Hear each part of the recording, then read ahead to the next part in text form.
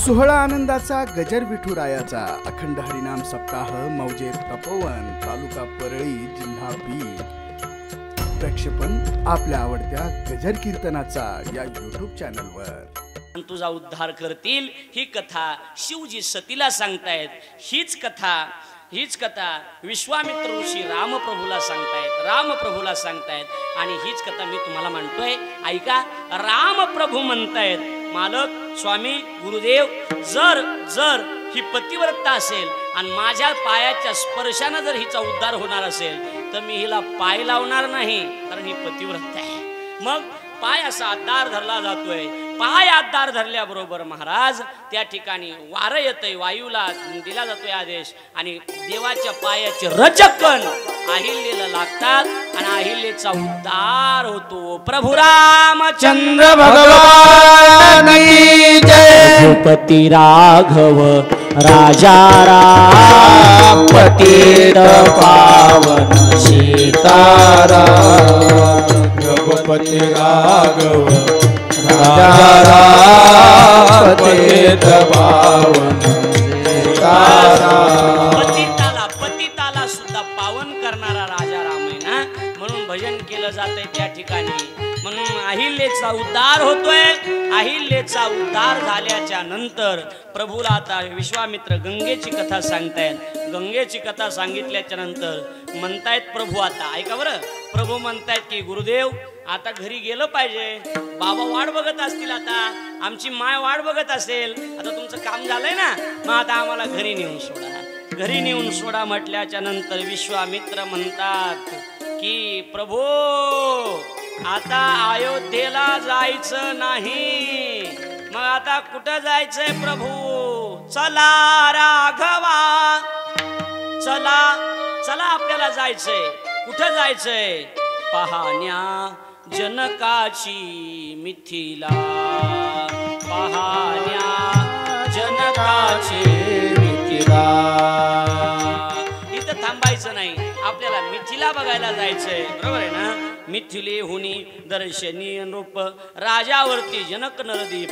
राजा जनक नावाचा राजा आहे, त्यानं आपल्या सीता नावाच्या मुलीचं स्वयंवर ठेवलेलं आहे आणि आपल्याला त्या स्वयंवराला जायचंय प्रभू असं म्हटलं जातंय। जनकाची मिथिला पाहण्यासाठी जायचंय। त्या ठिकाणी प्रभू आता गुरुदेवासोबत जनकाच्या मिथिलेकडे प्रस्थान करतायत। वाटामध्ये एक जंगल लागलं जातंय, त्या जंगलामध्ये प्रभू वास्तव्य करतायत। पलीकडे मिथिला आहे, अलीकडे कुणीतरी बातमी कळवली काय की विश्वामित्र आले। तिकडून जनक राजा ब्राह्मणासोबत विश्वामित्र ऋषींच्या भेटीसाठी येतोय। विश्वामित्रांच्या भेटीसाठी जनक राजा आलेला आहे। ऐका, सकाळचा प्रसंग आहे, थोडं लक्ष द्या, आता थांबणार आहोत आपण 5-10 मिनिटात। सकाळचा प्रसंग आहे, त्यावेळेला प्रभू गुरुदेवाला म्हणतात गुरुदेव तुम्हाला पूजा करायची असेल ना? पूजा हा राघव मला पूजा करायची। कुणाची पूजा करायची तुम्हाला? मला देवाची पूजा करायची। देवाची? मग देवाची पूजा करायची तुम्हाला? आणि हा मग आम्ही काही फुलं घेऊन यावं का? फुलं जा हा लखन पण माझ्या बरोबर यायचं म्हणतो, नेऊ त्याला। हा न्या लखन आणि प्रभू फुलं आणण्याकरता जात आहेत। काय भाग्यवान आहेत विश्वामित्र, पूजा ही देवाचीच करतात आणि फुलं आणून देणारा सुद्धा, बोला ना, फुलं आणून देणारा कोण आहे? देवच आहे। भाग्यवान आहेत नाथ बाबा, आमचे भाग्यवान आहेत। नाथ बाबा गंध देवालाच लावतात आणि गंध उगाळून देणारा सुद्धा देवच आहे। नाथ बाबा आंघोळ देवाला घालतात आणि आंघोळीसाठी पाणी आणून देणारा देवच आहे। नाथ बाबा रामायण देवाचं सांगतात आणि रामायणामध्ये श्रीखंड्या म्हणून प्रसाद वाटण्याचं काम करणारा असं असलं पाहिजे, भाग्यवान असलं पाहिजे माणसं की देवानं आपल्या घरी काम करावं। जातायत विश्वामित्राला भेटण्याकरता जनकजी आता येत आहेत। जनकजी त्या ठिकाणी बसतायत आणि प्रभू आता फुलं घेऊन येत आहेत। प्रभू आणि लक्ष्मणजीला आणि प्रभू रामजीला बघितल्याबरोबर जनक आता उठून उभे राहत आहेत। एक मिनिट ऐका, थोडा ऐका, उठून उभे राहत आहेत। जनक उठल्याबरोबर सगळेजण उठून उभे राहतात। का उठून उभे राहत आहे जनक? त्याच्यामधला भाव आहे, एक भाव असा आहे की जनक उभे राहतात त्याचं कारण आहे की रामप्रभू हे देव आहेत आणि देवाच्या पुढे उभं राहिलं पाहिजे एक। आणि दुसरी गोष्ट, रामप्रभू आता माझे होणारे कोण आहेत? जावाई आहेत, जावाई। आणि जावायाच्या पुढे थोडा जावायला मान दिला पाहिजे। मोतीचा नाकाचा मोती ठेवी गहाण, राखी जावयाचा मान. बरोबर आहे ना, जावयाचा मान असला पाहिजे म्हणून उभे राहतात. विचारतात की हे दोन सुंदर कोण आहेत. त्यावेळेला ते सांगतात की हे बस राजा दशरथाची मुलं आहेत.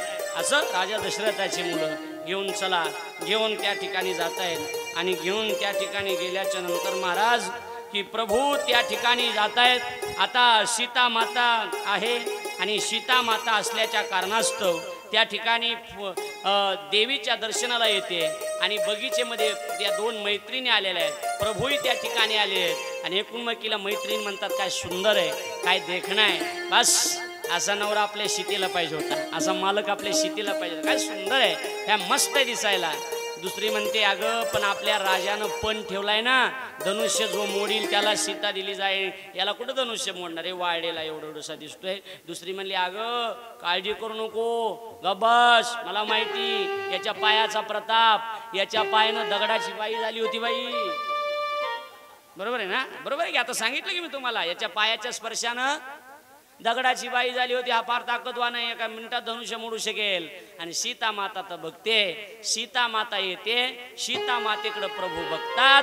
प्रभू आता सीता मातेकडे बघतात, सीता माता आता प्रभूकडे बघते. आणि प्रभूकडे बघितल्याच्या नंतर हसले एकमेकाकडे बघून. आणि त्याच ठिकाणी त्यांचा खऱ्या अर्थानं लग्नाचे त्याच ठिकाणी पक्क होते बघा. कुठं, बगीचा. बगीचा, बरोबर आहे ना, बगीच्यामध्ये. मग तेव्हापासूनची ही पद्धतच निघाली, बगीचा.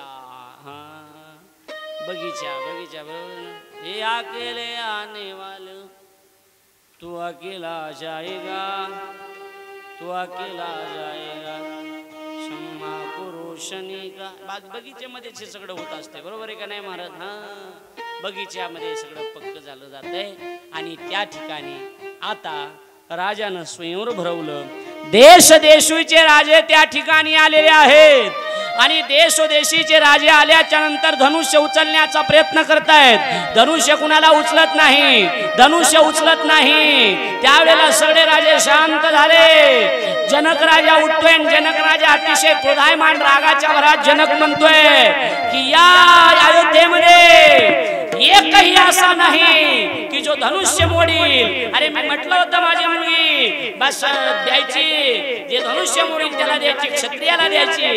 की ज्या वेळेला परशुरामानं ही क्षत्रिय ही पृथ्वी क्षत्रिय केली तेव्हापासून एकही क्षत्रिय जन्माला आला नाही असं म्हटल्याच्या नंतर सगळे राजे ऐकतात. पण लखनजी आता उठून उभे राहतात. लखनजी म्हणतात ओ जनक, तोंड सांभाळून बोला जनक, तोंड सांभाळून बोला. म्हटल्याच्या नंतर विश्वामित्र म्हणतायत की बाबा हा गरम डोक्याचा आहे जरा, बरोबर आहे ना, हा गरम डोक्याचा आहे, हा जर जास्त बोला तर अपमान होईल.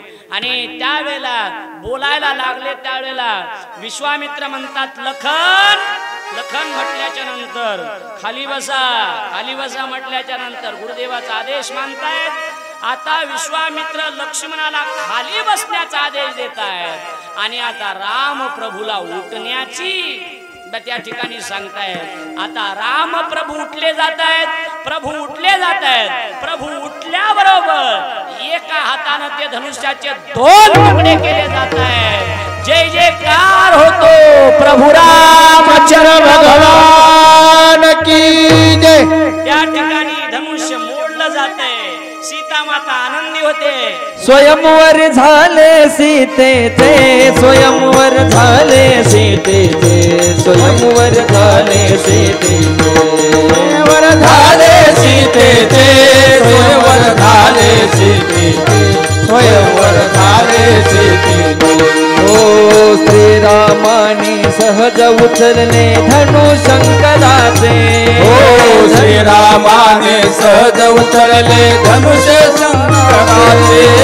पूर्ण झाले जनक कृपाच्या हेतू अंतरीचे, पूर्ण झाले जनक कृपाचे हेतू अंतरीचे. उभे ठाकले भाग्य साबळे, उभे ठाकले भाग्य साबळे समोर दुहिते ते. स्वयंवर झाले सीतेचे, स्वयंवर झाले सीतेचे, स्वयंवर झाले सीतेचे, स्वयंवर झाले सीतेचे मुक्त जानकी दुरून निहाळे राम धनुर्धारी मुक्त जानकी दुर्वनारी ध्यान धरणीचे नयना माझी एक बतुनिया निज शक्ती सारी निज शक्ती सारी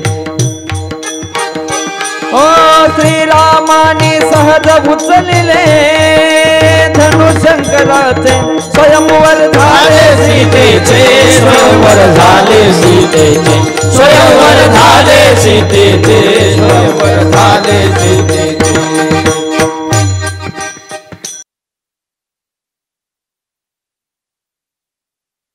कथा आहेत नाही तुम्हाला भजन येत नाही तुम्हाला ग्रंथ सांगता येत कदाचित तुम्हाला काहीच येत नसेल पण तुमचं जर नामचिंतन चांगलं असेल तर किती हजारो कीर्तनकार एका पारड्यात आणि तुमचं नामचिंतन करणारा माणूस एका पारड्यामध्ये टाकला तरी बरोबरी झाल्याशिवाय राहणार नाही कारण नामचिंतन हे अत्यंत महत्वाचे म्हणून बसल्या बसल्या रामकृष्णारी ठाईच बैसोने कराय कुचित ठाईच बैसोने कराय कुचित ठाईच बैसोने बसल्या बसल्या एक चित्त करा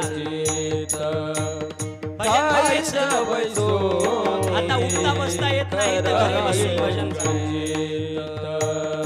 आवडी आनंद आवडी आनंद आळवावा नलगती सायास जावे वनांत नलगती सायास जावे वनांत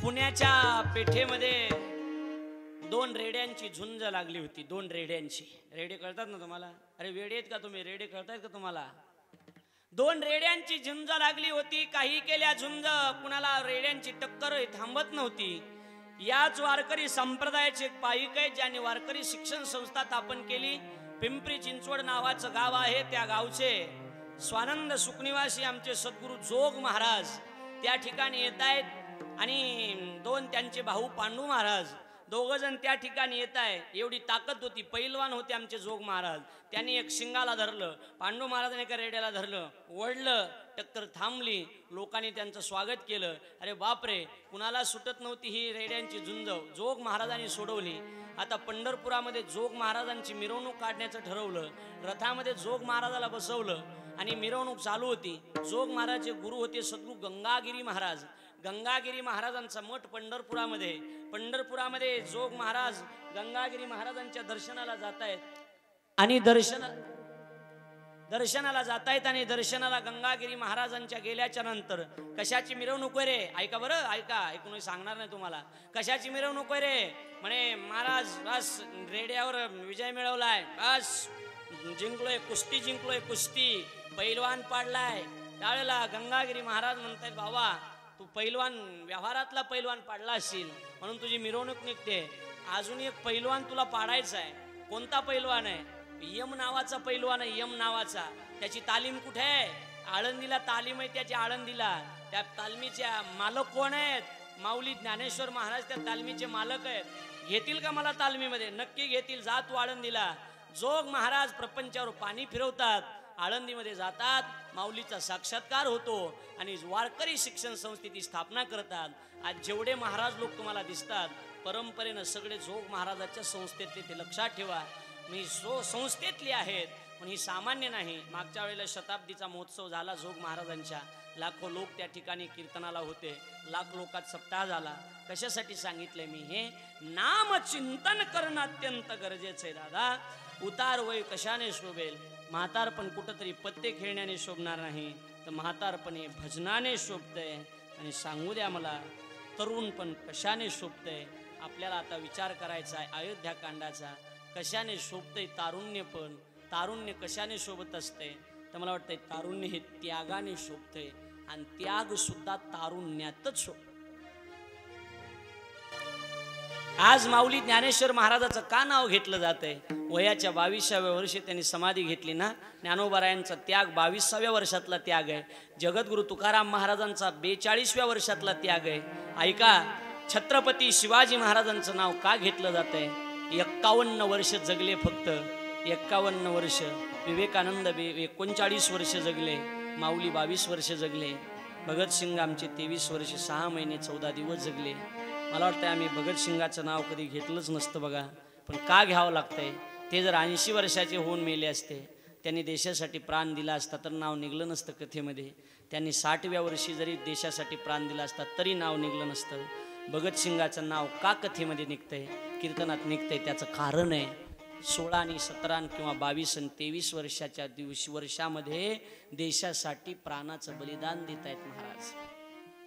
जालियनवाला बाग या ठिकाणी हत्याकांड झालं. हत्याकांड घडलं होतं त्यावेळेस भगतसिंगाचं वय अवघं 9 वर्षाचं होतं. भगतसिंगाचं वय 9 वर्षाचं होतं. इंग्रजांच्या बंदुकीतल्या गोळ्या संपल्यावर त्या ठिकाणी हिंदुस्थानचे बरेच लोक मरले होते. काळी माती ही लाल माती झाली होती, कलरनं नाही तर ती रक्तानं लाल झाली होती. एवढे माणसं मेले होते. भगतसिंग त्या ठिकाणी जात होते. भगतसिंग विचार करत होते. भगतसिंगाचं आई पाहुणे आले होते. पाहुणे भगतसिंगला बघायला आले होते. आईनं भगतच्या हातामध्ये 50 रुपये दिले होते. जा भगत जा, भगत 50 रुपये घेऊन जा बाबा. कशासाठी? हे 50 रुपये घेऊन तू गेलास याचा किराणा आण. किराणा आणल्या धनुष्य त्या ठिकाणी उचललं जाते. राम प्रभू आता सीता मातेच्या गळ्यामध्ये, सीता माता प्रभूच्या गळ्यामध्ये माला घालते आणि स्वयंवर त्या ठिकाणी पक्क होतंय. प्रभू रामचंद्रजीचा लग्न सोहळा आता त्या ठिकाणी पूर्ण होतोय. ऐका बाबा, राम प्रभूचा लग्न सोहळा त्या ठिकाणी होतोय. देवाचा लग्न सोहळा आहे बरोबर, देवाचा, सामान्य माणसाचा नाही. मग ते म्हटलं जातंय ना काय ते पंढरपुरात काय वाजत काय, बरोबर आहे का नाही? हां, आणि लग्न देवाचं लागत आहे बरोबर. कवा लागलं होतं आणि ते कुण्या गाथ्यात लिहिलं हे अजून काही सापडलं नाही, बरोबर आहे का नाही? पण ते लिहिले असू द्या. रामप्रभूचा त्या ठिकाणी विवाह संपन्न होतोय. रामप्रभू आणि सीता माता हे सामान्य नाही, जोड्या लावल्या जात आहेत. आता जोड्या लावल्या जात आहेत. म्हणे तुमच्याकडे मुलं किती आहेत? म्हणे आमच्याकडे 4 मुलं आहेत बुवा. 4 मुलं, बरोबर आहे का नाही? मी विचारतोय. मुलं राम, लक्ष्मण, भरत आणि शत्रुघ्न. आमच्याकडे सुद्धा 4 मुली आहेत म्हणे, बरोबर आहे का नाही? हां, कोणत्या कोणत्या माहिती तुम्हाला? सीता, अजून लक्ष्मणाची पत्नी उर्मिला, शत्रुघ्नाची मांडवी आणि भरताची श्रुतकीर्ती, बरोबर आहे ना? आ काय तरी हो म्हणतात. मांडवी, श्रुतकीर्ती, बरोबर आहे ना? मेसेज विचारलं, हां सांगा शत्रुघ्नाच्या पत्नीचं नाव. एक म्हातारी म्हणली शुद्धगिरणी. हवात निघून येईल दातातून, ती म्हणतात आलं नाही, शुद्धगिरणी म्हणली.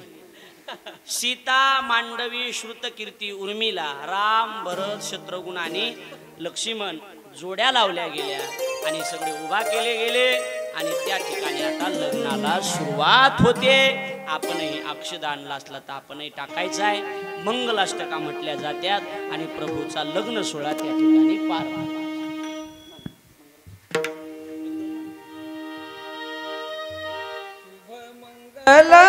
सावधान सावधान, शुभ मंगल सावधान सावधान, शुभ मंगल सावधान सावधान, शुभ मंगल सावधान. लाभो संतति संपदा बहु तुम्हार, लाभो तही सद्गुण, साधो निस्थिर कर्मयोग पुल्या, बांधवा भूषण, सारे राष्ट्र धुरीण स्थिती, कीर्ती करा उज्ज्वल, महा तुम्हा वधूवरा, देवो सदा मंगलो, शुभ मंगल सावधान सावधान, शुभ मंगल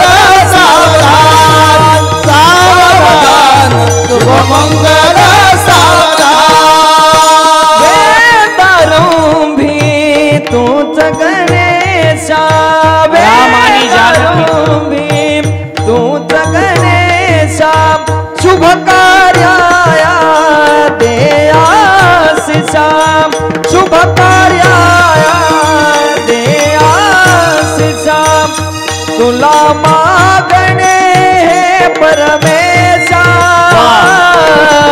सौभाग्याचे दान गारे शुभ मंगल सावधान सावधान शुभ मंगल सावधान सावधान शुभ मंगल सावधान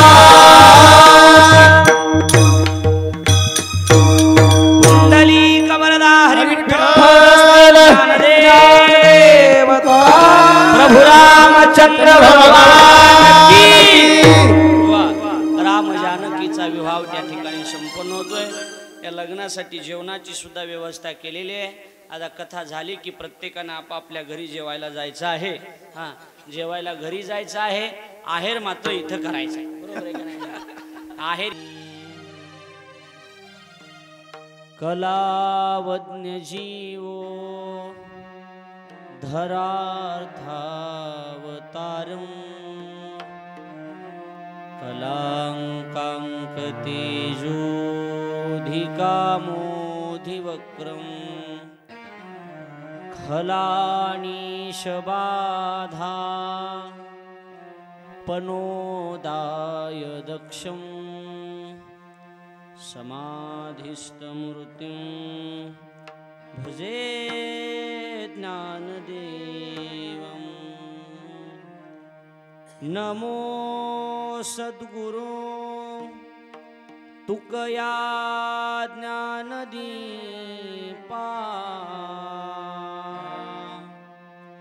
नमो सद्गुरो सच्चिदानन्दरूपा नमो सद्गुरो भक्त कल्याणमूर्ति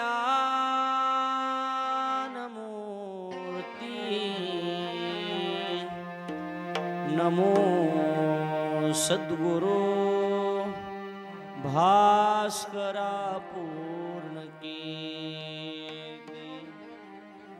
अधोरामत पोवनाधिगमनो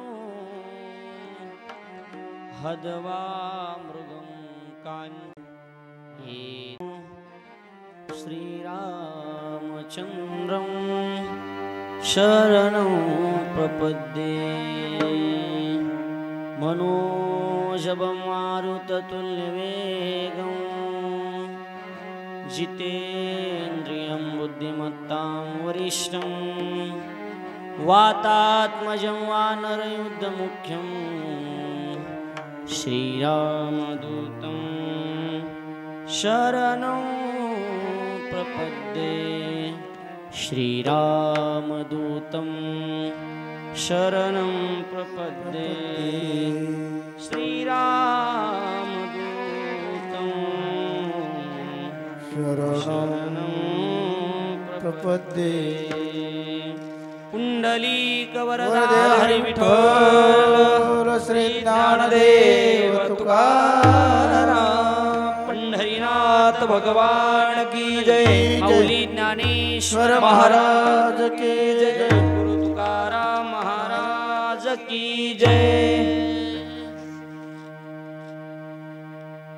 सोहळा आनंदाचा गजर विठुरायाचा अखंड हरिनाम सप्ताह मौजे तपोवन तालुका परळी जिल्हा बीड.